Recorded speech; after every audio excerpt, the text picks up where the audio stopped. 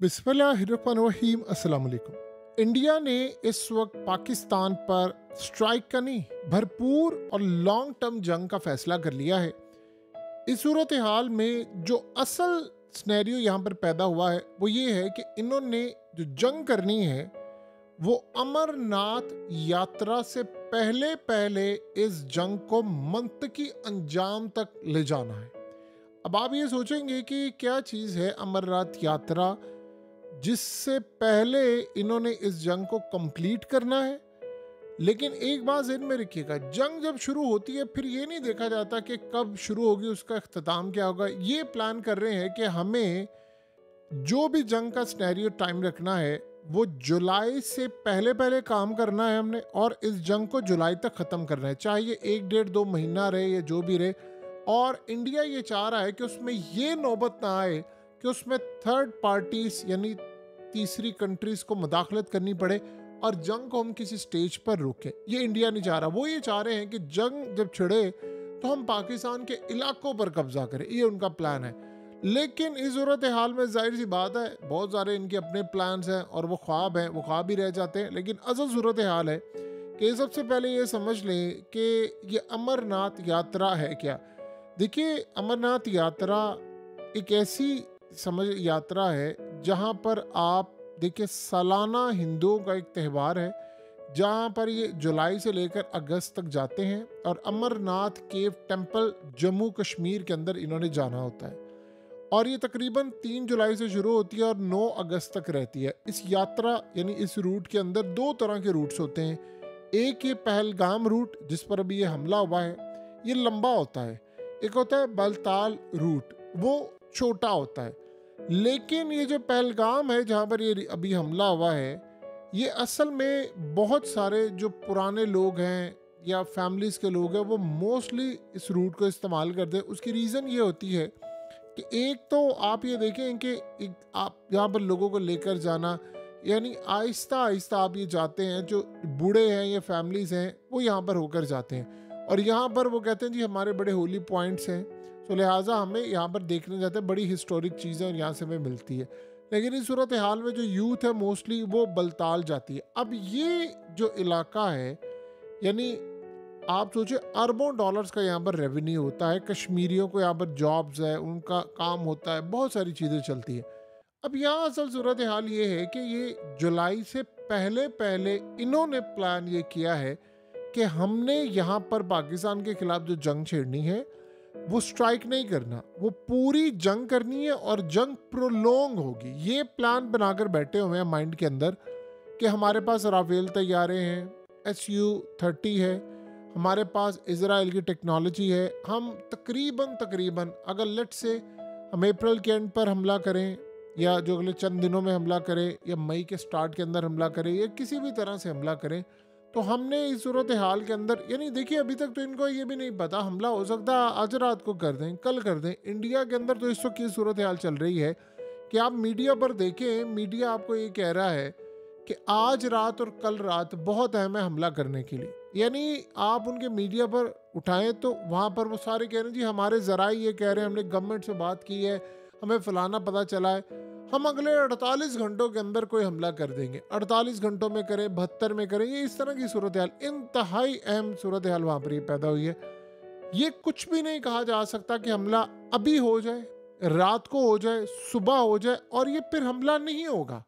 ये इजराइल की तरह प्लान बनाकर बैठे हैं कि हमें रेड करनी। इजराइल ने जो ईरान में हमला करना है उसमें उन्होंने क्या कहा कि हमने पहले एक हमला करेंगे, उसके बाद हम उनके अंडरग्राउंड तक जाएंगे जहाँ पर इनके न्यूक्लियर मिसाइल पड़े हुए हैं या चीज़ें हैं, उसको जाकर तबाह करने के लिए हमारे कमांडोज उतरेंगे। एग्जैक्टली मोदी के दिमाग में ये प्लान बैठा हुआ है। ये शायद समझ रहे हैं कि हलवा है कि आप जाएंगे और आप ये जाकर फलाना कर लेंगे। ये अपने दिमाग में प्लान बनाकर बैठे हैं कि हम यहाँ से निकलेंगे, वहाँ पर जाएंगे और जाकर हमारे कमांडोज उतरेंगे और हम इलाकों पर कब्जा करेंगे। इस ज़हन में रखिएगा, ये बिल्कुल प्लान नहीं बनाकर बैठे हुए कि हमें सिर्फ स्ट्राइक करने आ जाना है। और दूसरा, इन्होंने मल्टीपल सिटीज़ में हमला करना है। और ये प्लान क्या करके बैठे हैं कि अमरनाथ यात्रा से पहले पहले, यानी उसके शुरू होने से पहले पहले हम हमला कर दें। हमले के बाद हम करें क्या, हम इलाके कैप्चर कर लें। और उन इलाकों को छुड़वाने के लिए जब पाकिस्तान या इंटरनेशनल दबाव डाला जाए तो उसमें इलाके हम वापस नहीं देंगे, या हम लेट से मिसाल के तौर पर हमने अगर बहुत सारा इलाका लिया उसमें से कुछ छोड़ देंगे और उसको बफर जोन बना देंगे। ये उनके प्लान है कि हम उसको बफर जोन बना देंगे और उस पर कोई इंटरनेशनल गारंटी लेंगे, उस पर ऐसा काम हो जाएगा कि ना इंडिया आ सके ना पाकिस्तान आ सके, तो हम बहुत सारा इलाका इनका ले उड़ेंगे। यानी उनकी नज़रें ये हैं कि गिलगित बल्तिस्तान फलाना। लेकिन जो अल्टरनेट सिनेरियो है वो बड़ा भयानक है।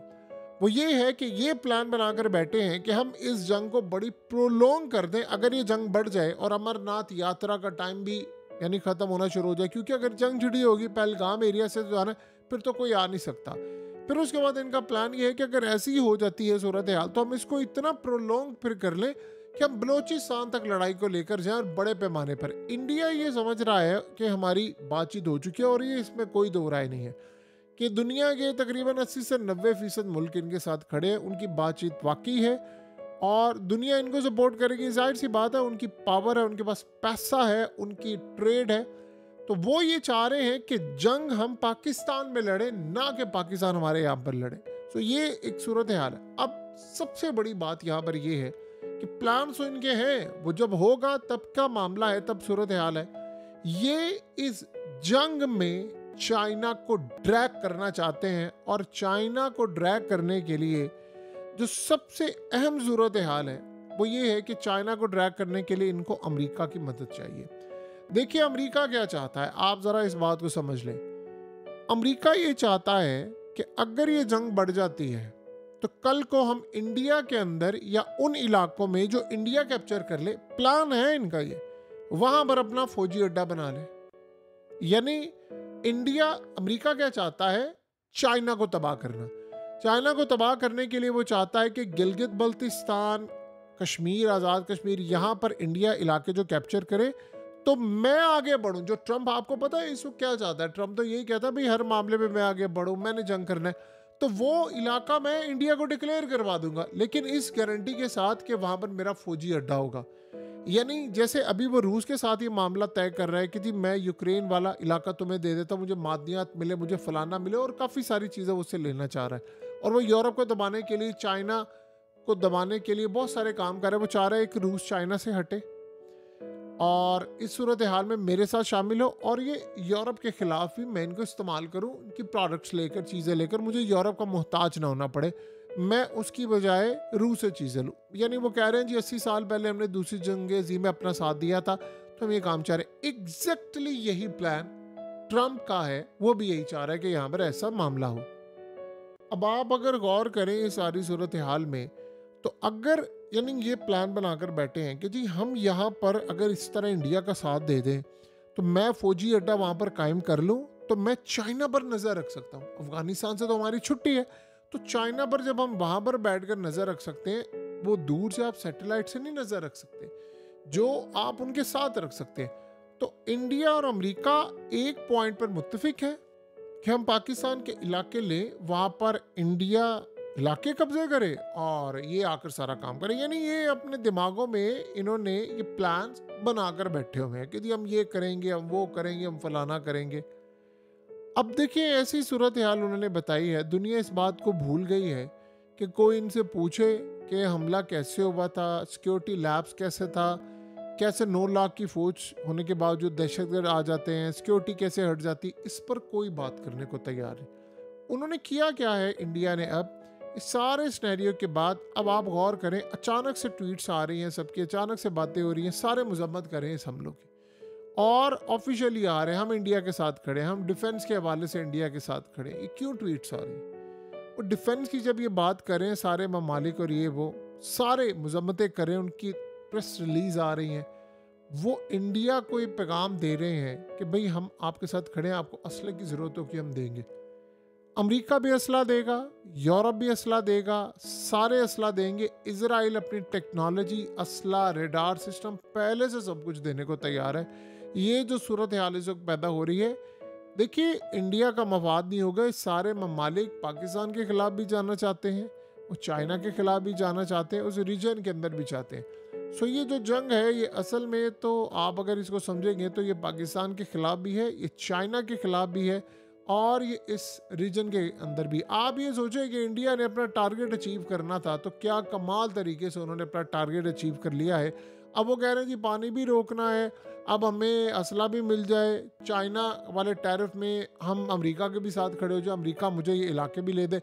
देखिए इंडिया के लिए ये डील आइडियल डील है कि अगर वो चाइना के खिलाफ जाते हैं और बदले में वो कहते हैं जी हमें ये इलाके दे दें, अमेरिका मोहर लगा दे। वो कहते हैं अमेरिका हमें डील देने के तैयार है, लेकिन शायद इस मेरे सब कुछ हलवा है, हम जाएंगे ऐसे पकड़ लेंगे सारा काम हो जाएगा। ऐसा होने नहीं वाला।